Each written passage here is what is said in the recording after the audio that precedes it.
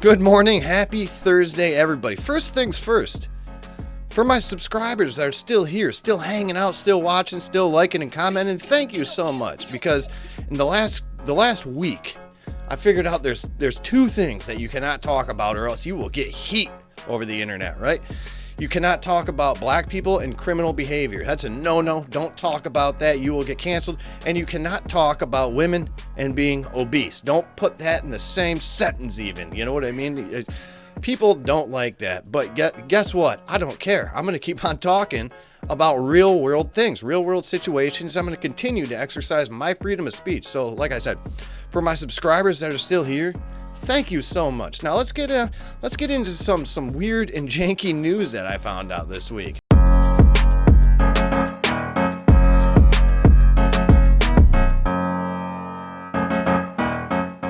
All right, for our first kooky story of the day, right?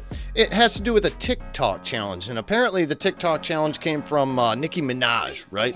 And it's called the Stiletto Challenge. And I mean, a lot of these influencer challenges or TikTok challenges, nobody should be attempting them. I mean, this one is harmful. It's called the Stiletto Challenge. Apparently you get in a pair of tall stilettos and balance on shit.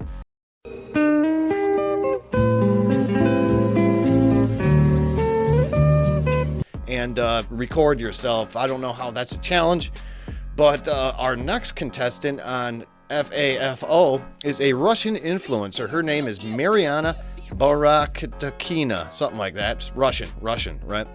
Well, she attempted this challenge and immediately broke her spine.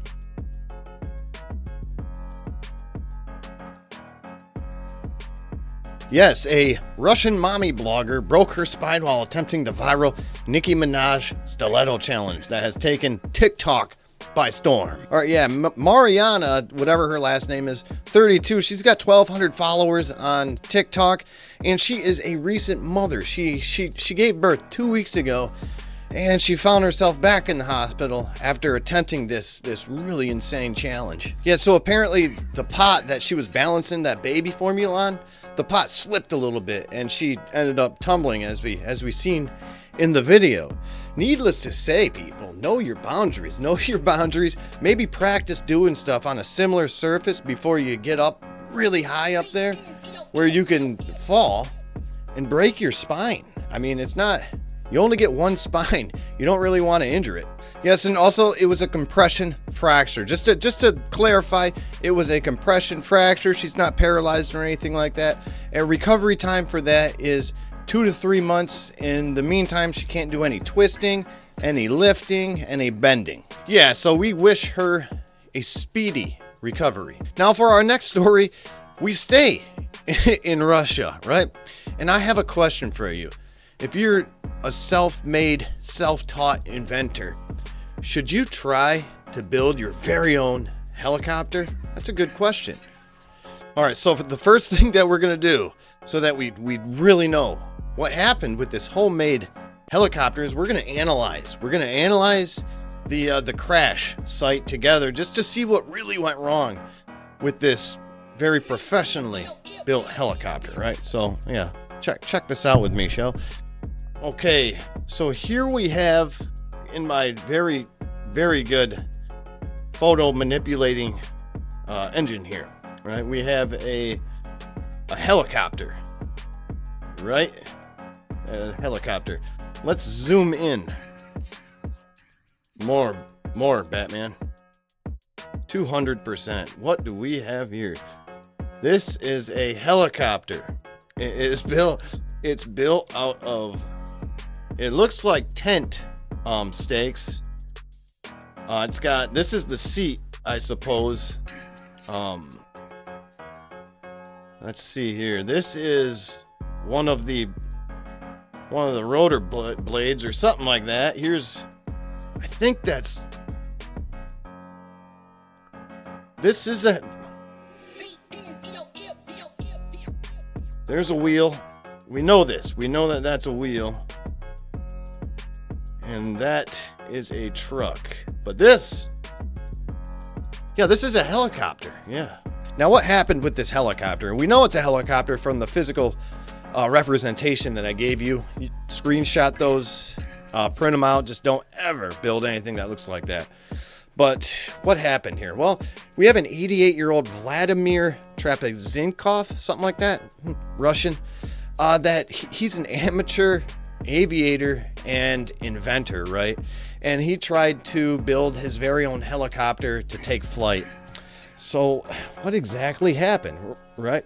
So during engine startup, while still on the ground, and as the engine power was building, the main rotor blades detached and caused injuries to the pilot. The Volga Region Transport Prosecutor's Office said a statement, according to CNN. Trapezinkov was taken to Ametensky District Hospital with a propeller injury and died hours later, that report stated. Tragic. It's tragic. It's tragic. But we're going to go ahead and wish him a speedy recovery as well. All right, our next story is a little odd, but I heard a phrase recently that I'd never heard before, and they said, don't yuck someone's yum. And I was all like, oh, I'll try not to. But the next story is a little weird. So what's your favorite ice cream flavor? Is it chocolate?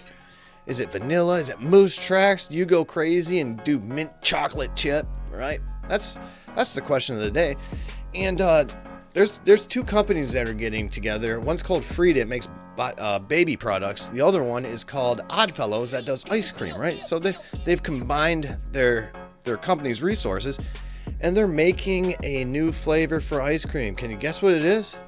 Yeah, breast milk flavored. It's breast milk flavored. So yeah, let's check out this story. I had my little ice cream last night when I got home, and you're talking about a new flavor, so I'm curious. An exciting new but flavor. You both looked at me really weirdly, so I'm thinking it's not going to be delicious. Oh. Delicious, perhaps. Maybe. I'm not a good judge of this. Unusual? Yes. Let's go there. The new ice cream that's rolling out nationwide is breast milk flavored.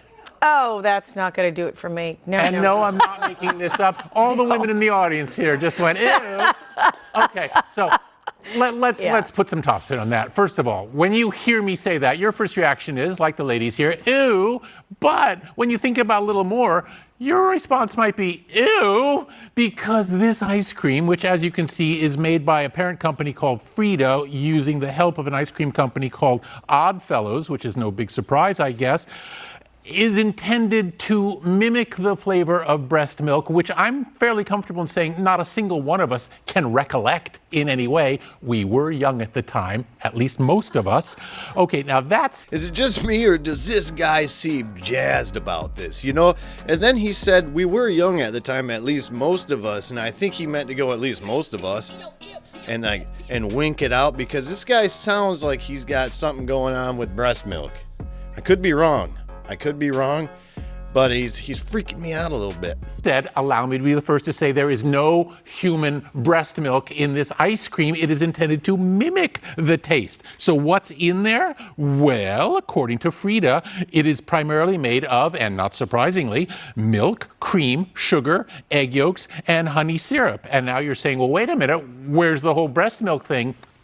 Just wait. It turns out that it also has, and this isn't an easy thing to say, liposomal bovine colostrum. Thank you, play that in Scrabble. And that is something that is created by cows after they give birth as part of the whole cows giving birth thing. Therefore, the taste of this breast milk will probably be recognizable to cows, who aren't a big section of the consumer market, to the human beings out there, not so much. And so this is one of those things that you got to go, well, wait a minute, is this a real thing? And yeah, it really is. And if you're wondering what Frida says it tastes like, I got an answer for that. They say it tastes sweet, a little salty, okay, smooth, with hints of honey and sprinkles of colostrum. And allow me to be the first to say Sprinkles of Colostrum is an awesome band name, but let's not get bogged down in that.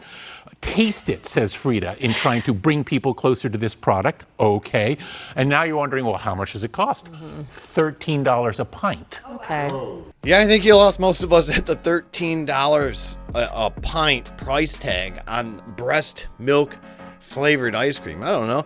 What do you guys think? Would you try breast milk flavored ice cream that tastes sweet and honeyish, milky or something like that? Would you try it? Let me know. You know, and another thought of mine as I'm thinking about this is, who was the test taster guy? Did they have multiple of them? And was he drinking breast milk and then eating ice cream, be like, not sweet enough or not bitter enough? Let me try the breast milk again, as he comes over here, drinks it out of a bottle. Maybe he drinks it straight from the source.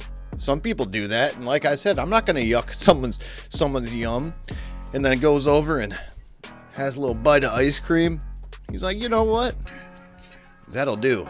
That will do. That tastes just like breast milk. But that is what I have for you on this beautiful, beautiful Thursday. What did you think about this show? I did shows like this in my early YouTube startup when I, started figuring out what I was getting into, and I like doing them. They're enjoyable. They are enjoyable, and you can't please everyone. So once again, thank you for subscribing. Thank you for liking, commenting, and sharing. I really appreciate all the support. But as always, get outside, do some PT, hydrate, change your socks. I'll talk to you later. All right, bye.